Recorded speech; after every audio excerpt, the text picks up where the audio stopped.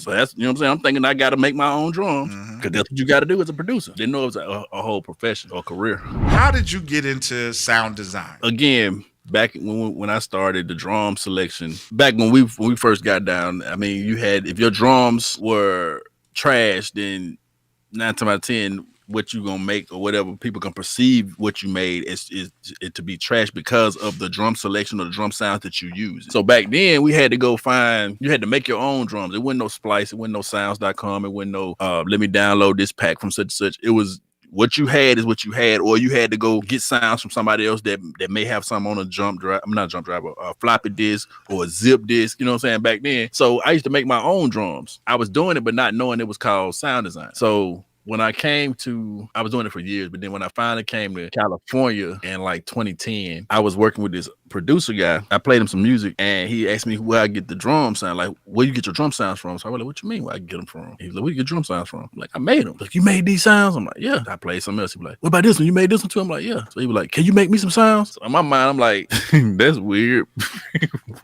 Okay. Because I'm thinking like with the mentality of these are my drums. I made my drums to feel like how I want my drums to feel. So to make that for somebody else, I was like, well, how am I gonna make them for you? And I don't know how you want your drums to feel. Right. You feel what I'm saying? So I made them. I was making them for him. He was paying me to do it, but he was paying me, and I was learning how to make my taste appealing to the next person. So I would make a drum sound, and so I was experimenting with stuff. I'll put a kick drum and then use a kick drum and put it with the.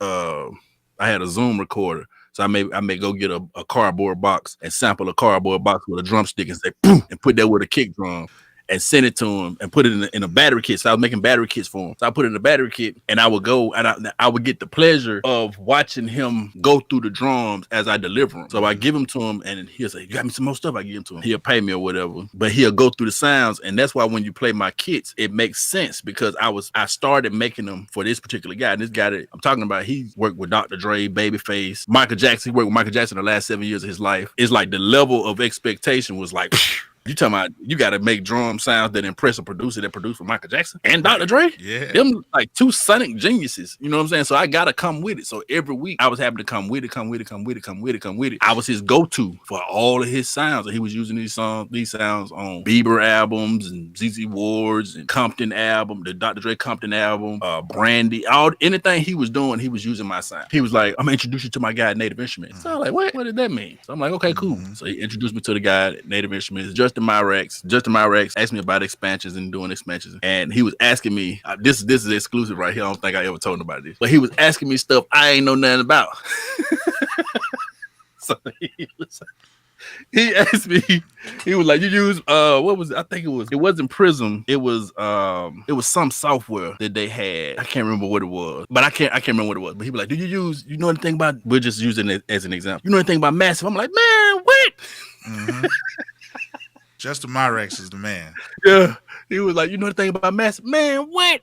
Why I use Massive all the time? Really? Man, it's crazy. Like, what you know about such? Oh man, this is crazy too, bro. I use this all the time. So I'm just capping because I wanted to see if I can get the situation with him. So he was like, okay, cool. So he gave me a chance because I was doing everything I was doing was just off of natural instinct. When he gave me a chance, that's when I did Golden Kingdom. So Golden Kingdom did really, really, really, really well. From that moment forward, me and him became really good friends. We just continued to work, but he introduced me to Akai, which was crazy. I told you this earlier. It blew my mind because I'm like, the whole time I'm thinking MPC, Machine, they're rivals. Like they do not go together. We was at NAMM and he was like, yo, did you go over there and see the people at Akai? So I'm like, this is a trick question. He trying to see if I'm loyal. So I'm like, no. He was like, why not? I said, what you mean? Why not? He said, you should go over there. I'm gonna take you over there. And he took me over there and introduced me to Andy Mack and Tori. And so when I went over there, I ended up linking with them. So he's the guy that took me to Akai. So a guy from Native Instruments took me to Akai. So I started working with Akai. And so I was working with both of them cats. So that's how I really got into the sound design space. It wasn't like a thing that I sat there and said, yo, I'm finna go do sound design. I didn't even know it was a thing. I was doing it out of necessity. That's what Pharrell and them used to do. Timbaland, Dre. So that's, you know what I'm saying? I'm thinking I got to make my own drums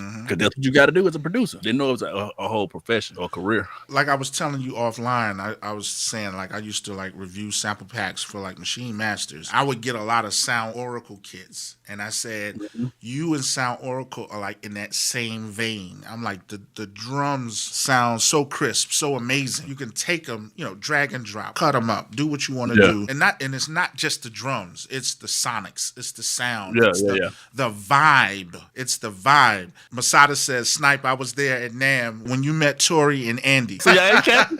See? I'm not making it up, man. That's crazy. Yeah. If you like watching this video and learning how Snipe Young got into sound design, hopefully it inspired you if you're a sound designer as well. Make sure you watch the full video, subscribe, like the channel, and we'll check you out. There's more content for you. There's more content for you. Peace.